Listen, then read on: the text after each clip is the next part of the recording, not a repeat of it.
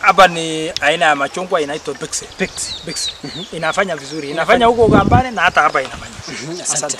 Ni aina ya matunda inaitwa Dragon of reason inatoka Philippines. Only Philippines. Na hii kwa sasa imeingia Kenya. Imepanda wa. Labda itakuwa inazaa kutoka wapi? Inazaa kutoka hapa tu kando inatoa maua yake na matunda moja ni 400. Tunda moja ni 400. Sasa. Nilifikiria tu kujaribu. Na nikakuja kupanda popo na imefanya vizuri. Na tayari nimekula. Umekula popo? Nimekula tayari popo. Kwa hivyo inafanya. Hii ni kike na ile unaona mume sasa. Mume inatoa flowers peke yake. Lakini kike inazaa cross pollination. Hii ni pears. Hii ni aina ya pears. Na iko na miaka 3.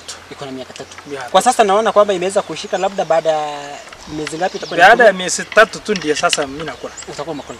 Utakuwa unakaribisha. Wote avocado, kuna avocado mara 3.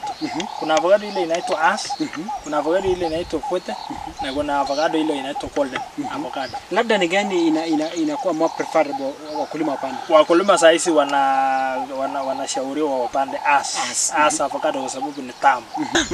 Labda kuna ile changamoto ambayo imeweza changamoto iko changamoto iko kwa mfano changamoto ile iko sana ni wakati wa bei. Wakati mwingine hatuna bei inakosekana. Alafu tunaambiwa serikali wamefunga soko ya avocado ku export avocado iende. Wakifungia na imeiva hapo ndio unapatikana.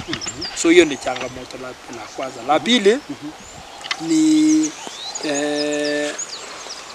ile ni bado napanda kwa uchache sana.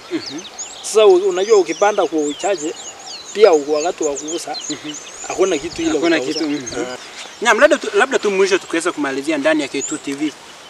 Kuna yule ambaye anakutazama na ningependa sana kukupata kuhakikisha kwamba anakuja kuona jinsi unafanya kazi na akuja aone mimea ambayo umeweza kupanda shambani. Atakupata wapi? Hasa katika kurasa wa Facebook, kurasa wa TikTok na pia namba yako ya simu. Okay, nambari yangu ya simu ni 0728 942 155. Ama kwa Facebook. Kwa Facebook pia utatafuta tu Kenneth Lagat kwa Facebook.